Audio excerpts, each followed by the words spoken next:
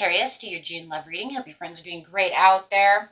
Welcome back, all subscribers. Anyone new, welcome, welcome. Okay, guys, if you really like this video, please hit that big old thumbs button. Get those analytics out there. Keep this channel going strong. Okay, let's see what's going on with you in love. Best messages coming out in love. Let's look at your partner.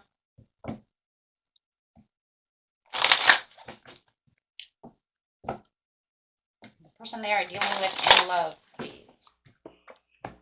Best messages. And this is for someone that you might be with, someone who might be coming in. So we'll just see what's going on here. Best messages coming in is healing family issues. So your love life benefits as you forgive your parents, your loved one. We're talking about love, so forgiving your loved one, right? So healing some kind of family issue going on over here when it comes to love.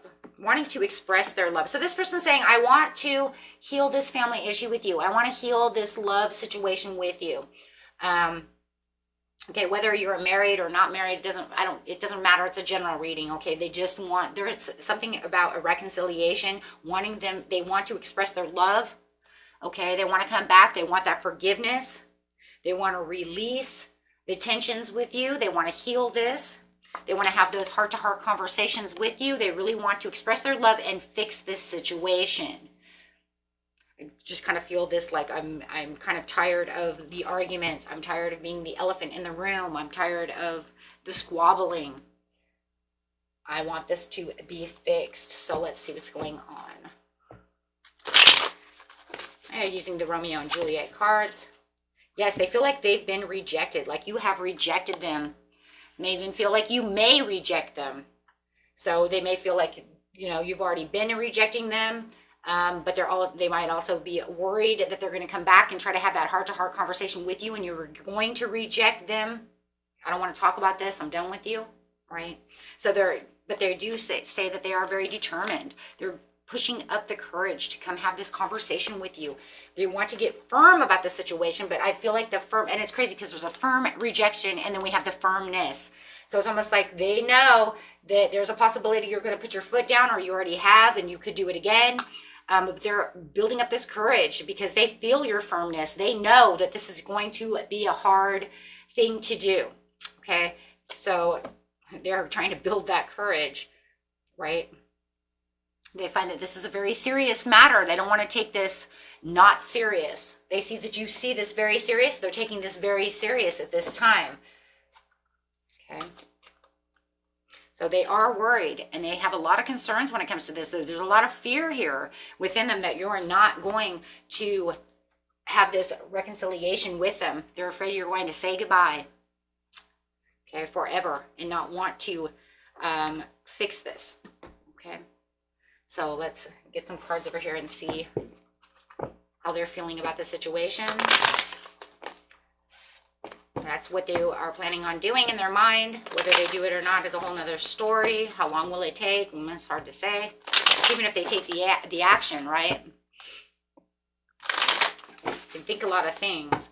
They said, well, I knew that I lied. I knew that I was telling the partial truths, but I don't feel like you love me anymore. So I'm not sure how this is going to work. Yeah, they want to fix this commitment with you. In their head, it was never over. To them, it was just never over. Even if they felt like they may have had someone better. So some of you, it may feel like a third-party situation. They may have felt like they had someone better, or that you had someone better, but they know that it's still never over. Even though they know that they feel like you may not love them anymore, they still feel like deep down inside you still may miss them. What kind of egomatic person are you dealing with? Okay, so I know that I've lied, and there was a lot of partial truths that were told. I don't think that you really love me anymore the way you used to, yet I really want to have this commitment with you because it's never over. Yet I may have picked someone over you, or you may feel like there's someone better than me, something like this. Take it how it resonates there. Or I might have thought someone was better than you and I was wrong. But somewhere deep down inside, I do feel like you still are missing me. You might not love me the way you used to love me, but I still feel you miss me. Pride keeps us apart. I'm thinking their pride in itself is what's keeping everybody at. Wow. Okay. So someone has unmet needs. So they may feel like you have unmet needs. They think you're needy.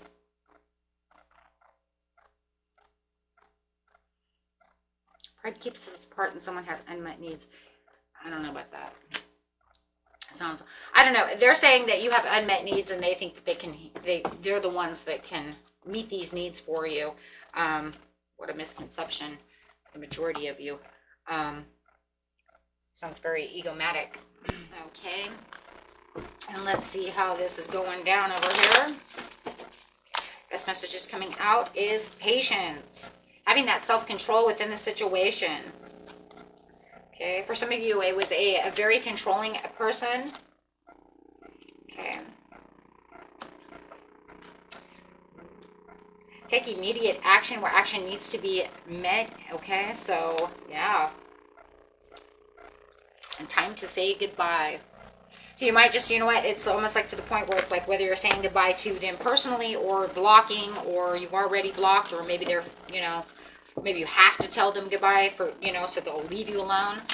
However it is, but it does feel like, you know, that's the way it's going to be. For some of you have children with this person, so it's going to be harder to get away from them, right? Yeah. Yeah. So definitely this is a person who can actually change moods real quick. So, right. And it just feels like, I don't want to deal with you, because you see this person as the type of person who is keeping secrets, right? So you're always keeping your inner strength, you know, about you. They seem to be kind of masquerading who they are. You see this person as, you know what, kind of maybe full of themselves. They have a lot of wild stories that are not true. There it is again, keeping secrets, a very secretive person. I'm not going to take anything from you, because you know what, you're always keeping secrets. You're always, you know, telling lies, something of this nature. So it does feel like you're like, right? So they may want to come back and have heart-to-heart conversations, but you're saying, I don't want you, because they're always lying, right? Always masquerading as someone else. You might already have a new love, or you already have a deep love within yourself where you're just like, I'm passionate about my own projects, my own children, my own life, and I have all my other things. It just feels like this person frustrates you a lot, and they seem to always bring in frustration. So when this message comes in from them, it just feels like, yep, there goes the bad mood, right? That's going to put you in kind of a bad mood. And it always feels like you're going against the grain. It always feels like they're always leaping in with some kind of blind faith, but you're saying, I've ended that because I don't want to hear your stories anymore, or your cares, or you see what I'm saying? Yeah, this person might even come up with some things that try to make you angry or criticize you or make you feel guilty for this relationship ending, for this argument, for this family dispute, whether you're married, however it is. But you are coming in with clarity and understanding. For a lot of you, you've left home, or are planning to leave home because you're just tired of this and you do not want the reconciliation anymore. There's been too many of them. So I do see you actually planning on leaving or staying gone, however the situation is, and abandoning this situation, completely 100% walking away, saying, I'm leaving behind this situation. I do not want to fix this with you. So this is definitely the tower moment again. It's almost like they're coming back just to cause another friction, cause another argument, another disaster, another discord. And it's just like, why, right? Why do you want to do this? And this is because they want to rebuild this relationship with you. So why would you come in causing discord? I think that the discord is just trying to fix the relationship in the way that maybe they're trying to do so, makes you want to stand your ground, feeling like you have to stand up for yourself, which is kind of crazy, because it's like, if we're going to have a heart-to-heart conversation. But then again, I also feel like their heart-to-heart conversation is on their terms, and I think this is where the frustration comes in, right? Because I do see some kind of emotional immaturity going on over here when it comes to this situation. And there it is, actually, at the bottom of the deck. How crazy is that? Emotional immaturity. So you could literally say, you're emotionally immature. This is the way it always seems to be. They could be drinking heavily, overindulging, partying, having third-party situations. This person is always doing something, right? So you're trying to actually move towards calmer waters. I think it's kind of crazy because I think you've been trying your hardest to leave this behind and move to calmer waters for a while. But this person just keeps, you know, trying to wean you back with, you know, with common sense. Like, you can't leave because of the children, or you can't do this to the children, or, you know, so you know what I'm saying? There's those guilt trips, right? And they're always trying to make you really reevaluate your priorities, you know, and it's kind of like, but this is the priority of me getting healthy, right? So however it is, it does feel like you're working without some kind of reward when it comes to the situation, when it comes to them. So why would I want to give you my cups back, right? You're going to move on to follow your heart and go where your heart is and keep moving, right? Okay, so, and this person just feels to be, they're very hopeless, have this hopelessness. They need to, they seem to be in a lot of despair about this situation. That's why they really want to fix this, okay? So they just feel like it's hopeless without you. I feel a lot of codependency over here. I was actually waiting for the devil to pop out his little head over here. But I haven't seen that yet, so. Yeah, but they're going to come in playing victim towards the situation. But I think that you already know this. This is why you've become very emotionally stable towards this situation. I do see you being more, you know, stable. But I just think that now that your emotions are becoming more stable, where it used, maybe for some of you, I'm not going to say for everybody, but I do feel like your emotions are better. So therefore, you know, you're done with all the, you know, the heartache pieces. And now it's become more of the anger, you know, frustrated anger.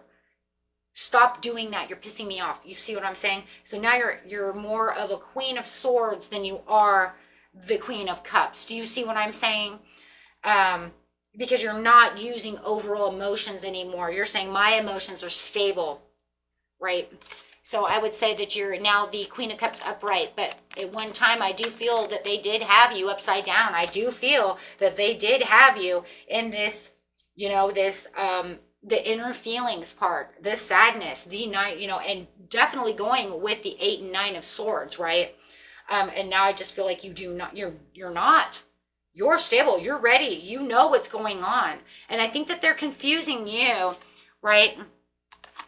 You coming out disciplined as the King of Swords over here. I'm sorry, the King of Swords. I thought it was the Queen of Swords. But anyways, you coming up over here, right, as you used to be the Queen of Cups for a lot of you, but now you're saying, I'm the King of Swords, and my emotions know exactly where they are.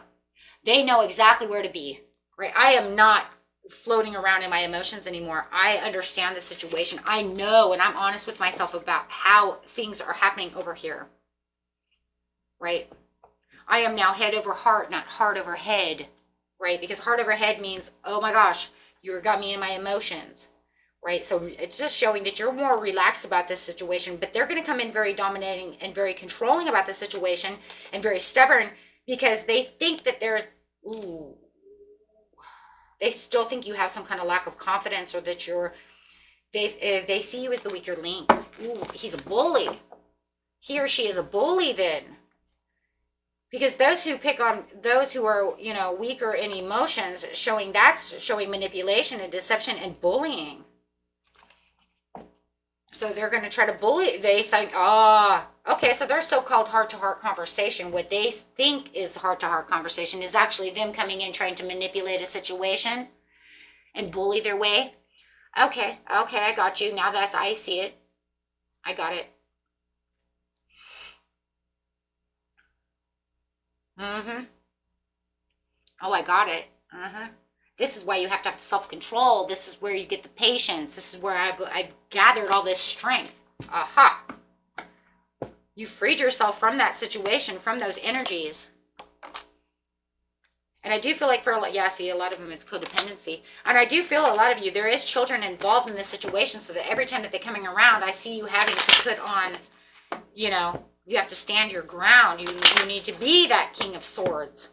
You can't show them any kind of weakness, but they want to come back to try to heal this. Come on, we have to do it for the kids. I just keep hearing that. We got to do it for the kids. You know? I don't know who that's for. But you're saying, no, no, no, no, no. I have unrequited love for you. This is, you know, whether the kids are here or not, right? It's almost like, okay, we'll have like this forgiving. Can we just release this situation then for the children, right? Stop it though, right? Stop this crap. Because what they don't understand is you release them, right?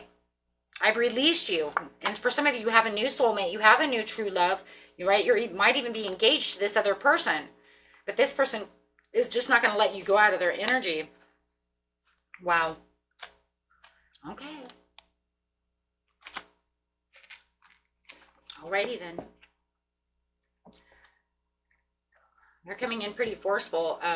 That's, you know, for some of you, it's kind of crazy because I even feel like, oh God, here it goes again. It's like this happens every couple of months. I don't know. I don't know who that's for, but I do feel that like it's kind of like a back and forth thing. Maybe it's because they're drinking. They have some kind of addiction or something. Okay, my friends, until next time, peace and love.